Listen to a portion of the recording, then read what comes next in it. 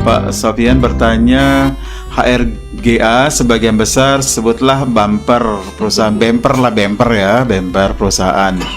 Kasusnya adalah selama ini perusahaan seperti tidak ingin rugi mengangkat karyawan menjadi karyawan tetap dan selalu dikontrak karena kita mengacu ke perusahaan manut. Oke, selama 8 tahun masih via kontrak perpanjangan.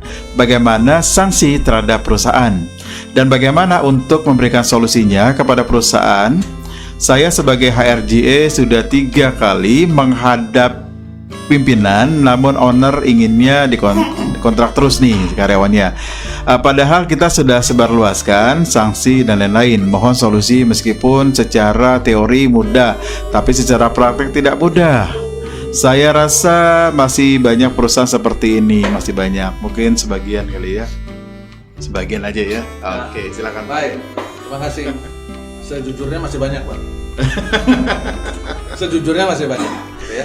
Diperhalus, Pak. Ya, itu kalau dihalusin sebagian besar maksudnya kan. Ya, jadi ya masih banyak. Praktek seperti ini masih banyak. Nah, istilah bumper memang saya setuju ya. Dan satu hal yang harus kita hadapi, faktanya memang kita sebagai HR, sebagai HR di perusahaan, kita di-hire dalam konteks profesionalisme kita.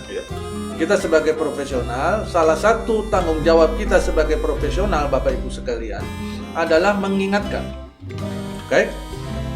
Mengingatkan kepada atasan kita atau pimpinan atau mungkin owner, mengingatkan apabila terjadi kesalahan, memberikan usulan-usulan untuk improvement dan sebagainya. Itu salah satu tanggung jawab sebagai profesional.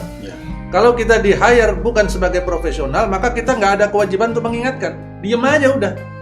Ikutin aja apa udah maunya perusahaan. Tapi karena kita adalah profesional, maka kita harus mengingatkan. Nah, apa yang dilakukan oleh penanya kita tadi sudah benar karena beliau sudah sampai 3 kali katanya menghadap pimpinan. Itu bagian dari mengingatkan mereka. Nah, hal berikutnya yang penting bagi kita sebagai HR, menurut saya, dan ini tidak ada dalam perundangan, tapi ini saya dapatkan dari praktek, dari pengalaman saya selama ini, adalah memastikan kita tidak hanya bekerja keras dan bekerja cerdas, tetapi juga bekerja aman. Bekerja aman itu bagaimana?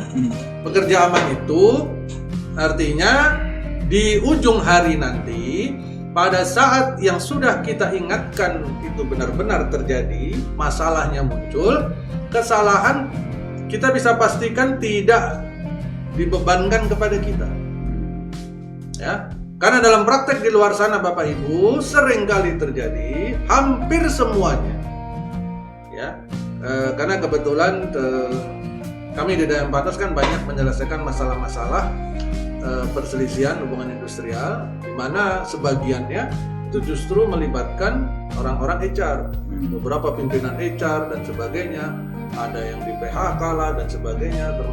Dan biasa dalam praktek-praktek seperti itu, kebiasaan paling sering yang dilakukan oleh manajemen perusahaan adalah cuci tangan, ya, cuci tangan mereka. Mereka akan berusaha untuk menyampaikan kepada pemerintah atau kepada hakim pada saat dipanggil. Mereka bilang, saya nggak tahu Pak bahwa ada aturan itu. Pak Yunus sebagai orang ahli nggak pernah ngasih tahu saya Pak, gitu kan? Saya bukan HRD-nya. Saya bukan HRD-nya, HRD-nya dia Pak, gitu kan? Nah, itu selalu yang dilakukan oleh manajemen di perusahaan. Maka tadi hubungannya sama bekerja aman adalah kita sebagai profesional sudah mengingatkan. Kita harus bisa membuktikan bahwa kita sudah pernah mengingatkan. Bagaimana caranya? 1001 cara untuk membuktikan itu. Mau ngerekam silahkan, mau buat email silahkan, mau bikin notulen silahkan apabila memungkinkan dan sebagainya.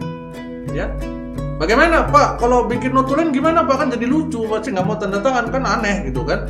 Nah, apa yang trik yang saya lakukan biasanya adalah ini mungkin bisa dipertimbangkan untuk ditiru, silahkan.